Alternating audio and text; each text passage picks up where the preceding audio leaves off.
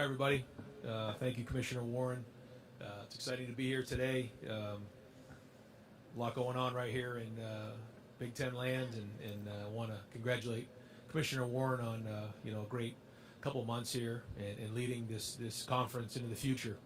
And a lot of people, I'm sure, had a hand in that, and certainly want to tip my cap to all the presidents and athletic directors and everybody involved with it, but certainly Commissioner Warren being a big part of the expansion here of the conference.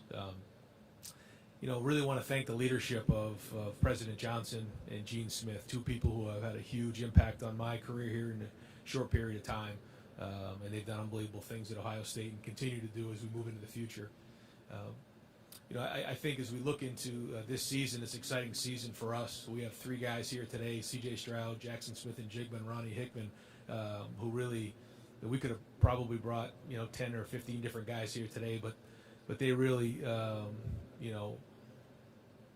capture what we want as a player. You start with Ronnie Hickman. This is a guy who's been through a lot of adversity at Ohio State, had some injuries, but then played some really good football the last couple of years, had a really good offseason, has had really good leadership. We're going to need that veteran leadership, especially early in the season as we kick off with Notre Dame at home.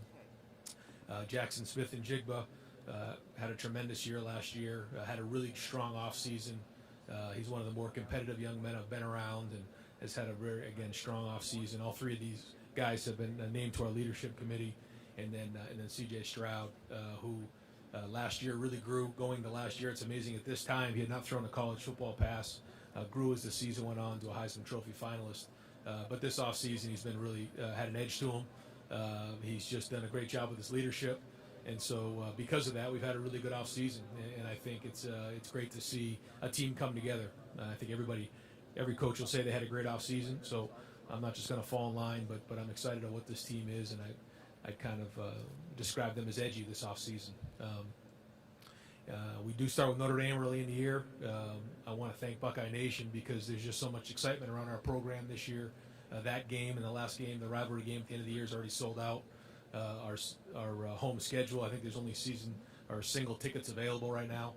So there's been a lot of excitement around that and a lot of excitement around this team. So as we head into the preseason, this will be an important preseason. We've got to start off the season well. We've got to play well in our first game, and that starts next week. So with that, take any questions you guys have. Tim May, Letterman Row. Ryan, expound on C.J. Stroud, though, just the way he's grown as a leader over the last year. Like you said, this time a year ago, you hadn't even named him as a starter. But where's he really stepped up in that regard? C.J.'s always had very good leadership skills. He's always had a voice. But once you go on the field and you show credibility that you can do it, you walk a little differently, and guys look at you through a different lens. And I think that's been the case. I think when you're young and you go into a season, you haven't played, you're just trying to figure out a way to complete that first pass, get that first win, and you're just so focused on your job and maybe the offense.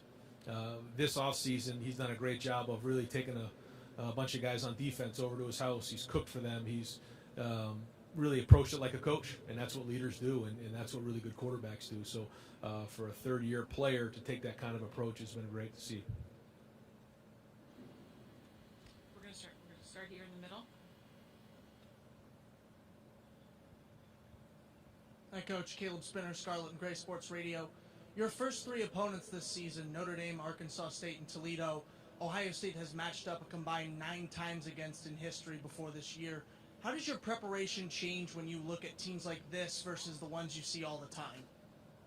Well, you don't exactly know what you're going to get. I think that's, especially with the new staff, you're not exactly sure what's going to happen. It's not like being in the 8th, 9th, 10th game of the year into November where you have a whole bunch of games, cut-ups to watch and expectations and tendencies. So you have to focus on yourself. You have to focus on fundamentals. You have to be able to adjust in game and try to do the best you can to have contingency plans in place for those games. We'll go here. Hi, Ryan. Dave Biddle from 24/7 Sports. In year one of the Jim Knowles era, so to speak, on defense, what are reasonable expectations in year one? Like, I'm sure improving isn't enough. You guys need to markedly improve. Just what are your thoughts on your expectations for the defense? Yeah, I mean, at first we have to play winning football, and that starts with stopping the run. I think that this offseason has been excellent in terms of them installing the defense in terms of schematics. I think our new staff has done an excellent job, and Jim with the linebackers, Perry with the safeties, Tim with the corners, and obviously Larry up front.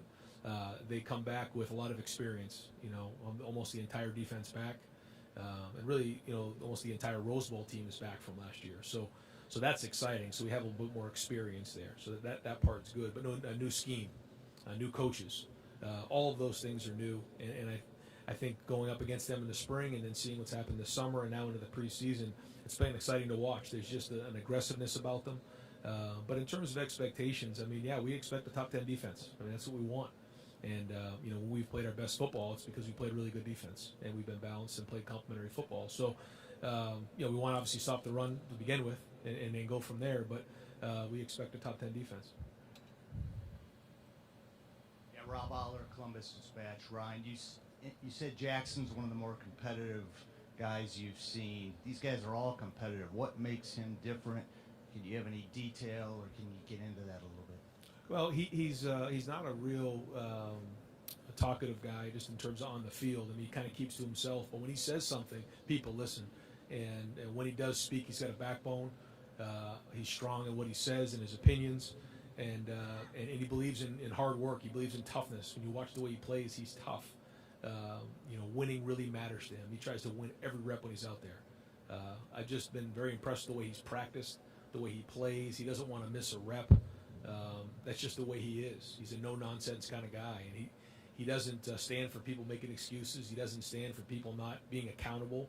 And for somebody who isn't real talkative or loud, he does, in his own way, hold guys accountable. And I think his competitiveness shows that way. He leads by playing really, really hard. And I think you saw that, especially in the last game, but you saw that in other games as well, just how hard he plays.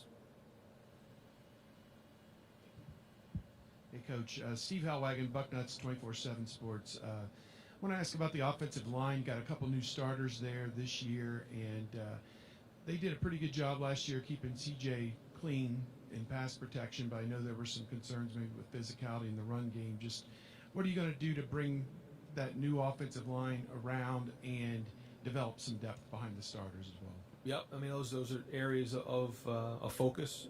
Justin Fry's come in and done a really good job of talking about, we're not changing things, but he does teach things different. He has a different style of coaching, a little bit different technique, and so that's been great. We have moved some different guys around. We lost Nick, we lost Thayer, but it's good to have those other guys back. I'm really excited about the offseason that DeJuan Jones has had. He's lost a bunch of weight. He's in really good shape. Same thing with Matt Jones. Donovan Jackson stepped up and had a really good offseason as well. Luke has been a leader, and Paris moves to left tackle. So, that's a pretty good group right there. But like you said, I don't know if it was the physicality in the run game or just maybe the fits weren't right. But when we needed to, at times we didn't get it done. Other times we did. When you look at our numbers, they were very, very good, and we did run the ball when we needed to. But that balance is what we want. And certainly when you get to short yardage situations, big games, red zone, you got to be able to run the ball at a high level, and that's going to be the focus. And the offensive line, the tight ends have a big hand in that, the running backs, but also Coach Fry in the run game. So. Hi, Ryan. Bill Rabinowitz, Columbus Dispatch. I know you made a big point of emphasis during the spring on leadership. You just talked about CJ's leadership. In the summer, players obviously have to take the initiative. What have you seen in terms of that for your team? Yeah, so we really did an extensive, study on how we wanted to handle leadership this year. We had two different periods where we elected a leadership committee, and those were, different positions, different position groups, different classes. They were voted on by the team. We went through the spring, and we re-voted as we came back off of the break in May, and we really intermingled the team. We tried to stay away from the position groups as much as we could. And I think that brought the team together a lot more. It also forced guys into leadership positions. I think the thing that was neat was that the first round of leadership was not the same round in the summer. So some guys maybe, took a step back, some guys took a step up. And so now as we head into the summer, we kind of have an idea who the captains are going to be because we've already gone through it once. And I think it's something that we're going to grab onto moving forward. And it's put guys in a situation to have a voice. And, I'm hoping that this pays off for us during the season. Yeah, Coach Jack Park, Sports Radio 97.1 The Fan in Columbus. Good to see you. I tag along a little bit to your previous question about opening with Notre Dame. Probably the most highly anticipated opener in school history, at least by the fans. And how has that impacted your players compared to other openers you've had both in the NFL and college, if any, or maybe not at all? Yeah, Jack. No, it's been real. I think our guys feel it. I think they feel the excitement. I think they feel the anticipation. I think they just feel the community rally around this team. But that first game being a night game is, I mean, how else do you cut it? It's going to be electric, and our guys know that. So there's a little bit of urgency about them, and there's going to be this preseason. So last year we started on the road at Minnesota. And that was a big conference game on the road with a very inexperienced team. So we had to play well in that game. That's similar this year. Now we're at home, a little bit more experienced team, but the plan's going to be the same. We got to play really good football in that first game. And I think when you look at our season, we have to have competitive stamina. We have to play really good at the beginning of the year, and we got to play really good at the end of the year. And that's the challenge of being Ohio State. You got to win them all. And so competitive stamina is one of the things that we've been talking about as a team. Coach, all the way back on the TV platform, please. Coach Levon Whitaker, ABC 57 in South Bend.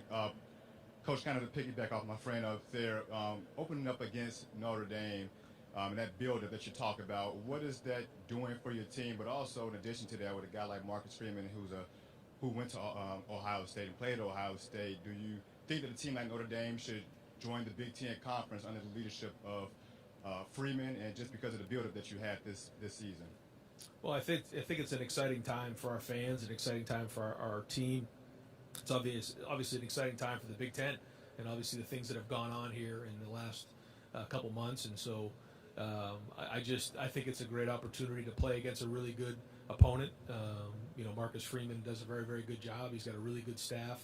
They're very knowledgeable, very energetic, do a great job in recruiting, do a great job schematically. So it's going to be a really big challenge for us. They have a really good team coming into Ohio State. So all those things kind of have our guys' attention. And so I think there is a little bit of more attention to our guys, just knowing what a big game we have to start the season off with. Hey, Coach. Today, Tino Bovenzi with Spectrum News 1. Had some time to process the loss to the team up north last year. Just talk about how that has really catapulted you guys into the offseason as a motivating factor, and also just how good you feel about this team. It kind of feels like you have something special brewing in Columbus this year. Well, every year the expectations are high, and that doesn't change, based on what happened the year before. The expectation is to win them all, and that's, I said that in my opening press conference when I was named the head coach, and that's just the way it is. So, maybe at some places 11-2 with a Rose Bowl victory is a good year. It isn't at Ohio State, and so our three goals are beat the team up north, win the Big Ten championship, win the national championship. That's the goal. Those three things didn't happen last year, so that didn't change this year, next year, the year before. Just a different team, a different group of guys, more experienced. Again, when you think about those first few games last year, I mean, we had a lot of young guys, and now we've gone through a whole season of off season together. I think our guys are a little scarred. They're a little calloused. They know what it's like to lose a game, and that's not fun. And so, we remind our guys about that regularly, but we also know we have to move forward and focus on what's coming next.